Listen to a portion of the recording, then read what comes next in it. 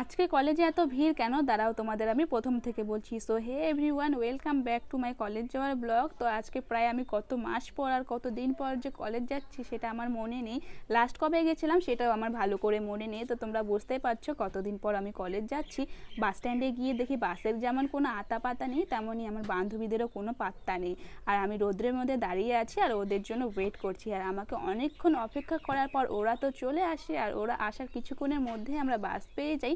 আর আজকে বাসে ওঠার পর কপালটা তো আমার খুলেই গেছে, কারণটা হচ্ছে আজকে বাসে আমি সিট পাইছি। আর আমার সাথে সাথে আমার বান্ধবীদেরও কপালটা খুলে গেছে, কারণটা হচ্ছে আমার সাথে ওরাও সিট পাইছে। সাধারণত আমরা কলেজ গেলে আমরা সিট পাই না, বাসের মধ্যে ঝুলে ঝুলেই যাই।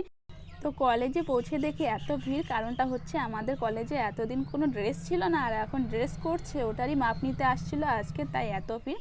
তো দেখো আমি কলেজে এসে আজকে আইডেন্টি কার্ডটাও নিয়ে নিয়েছি। আর এটা হচ্ছে আমার বান্ধবী, ওর কিছু ডকুমেন্টস জমা দেওয়ার জন্য এই অফিস রুমে গেছিলো। আর অফিস রুমে ঢুকে দেখো কেমন ওর নকশামো করছে। সামনে কিন্তু ওর কিছু স্যারও ছিল, তাও ও ভয় পাচ্ছিল না। ও বুঝতে পারছে যে আমি ক্যামেরাটা অন করে রাখছি, তাই ও ক্যামেরা দেখে এভাবে নকশামো করছিল। তারপর আমরা লাইনে দাঁড়ায় পড়ি ড্রেসের মাপ দেওয়ার জন্য। প্রায় 1.5 ঘন্টার মতো আমরা লাইনে দাঁড়াইছিলাম, তাই আমার শরীরটা খুব খারাপ হয়ে গেছিলো দেখে ভিডিওটা আর কন্টিনিউ করিনি। কলেজ থেকে বেরোয় সোজা বাড়ি চলে আসি, কারণ অনেকটা লেট হয়ে গেছে দেখে।